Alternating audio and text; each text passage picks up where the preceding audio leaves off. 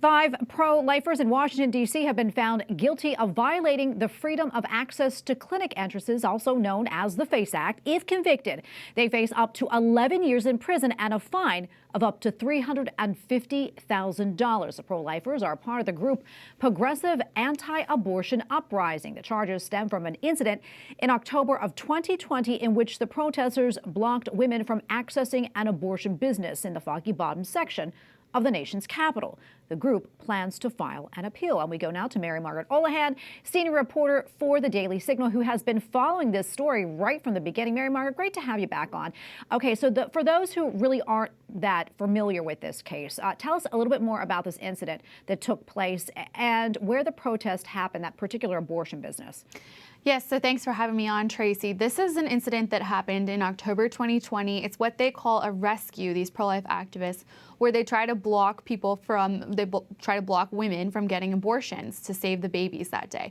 So POW, this pro-life group, considers it a successful rescue if they do in fact block people from getting abortions.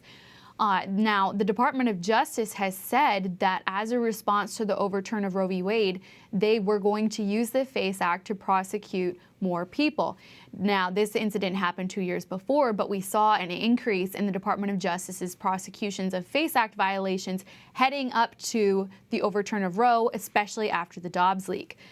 In March 2022, that's when the DOJ brought these charges against the pro-lifers, and Lauren Handy, who happens to be one of these pro-life activists, also was implicated in the discovery of a box of fetal remains outside the same abortion clinic in Foggy Bottom.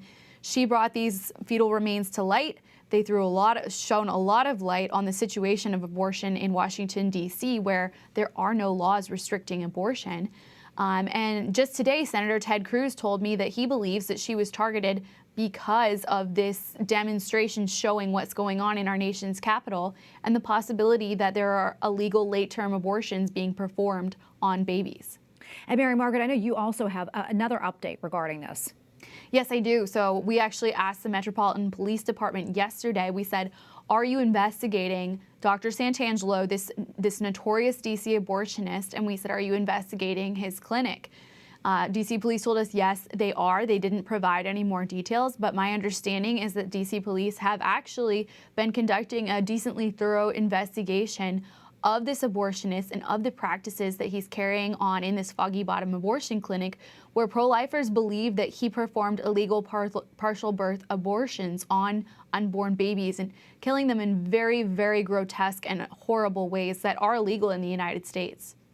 I want to switch gears here. I know there's a major case regarding the transgender movement in schools out in California. On Monday, the Attorney General in California filed a lawsuit against the local school district for its policy requiring teachers to notify parents if their kids identify as transgender. In addition, teachers must also notify parents if that child uses a name or pronoun that's different from what's on their birth certificate. Margaret, what else can you tell us about this particular case? Well, it's very interesting because this isn't like they pulled this out of thin air. We have cases where young people have been kind of seduced into this gender ideology, gender transitions in school. Their parents haven't been told. And tragically, I'm thinking of the case of Yaley Martinez, a young girl who threw herself in front of a train because she had gone down this path to transition, which she found ultimately was not satisfying her, and she was still incredibly unhappy. Her mother tried to fight back against the school district and to say that she still deserved to be in charge of her child, but ultimately the state took her child away from her, and Yaley threw herself in front of a train as a result of her transition. So these are the types of stories that parents are going off of when they say they want to have control of their children's education, when they say that they want to have notification if their child is identifying as another gender in school or going by another name in school. And yet California is trying to say, no, parents shouldn't have that option. That's discriminatory, and it will somehow, endanger a child if their parents know that they're going by another name or pronouns.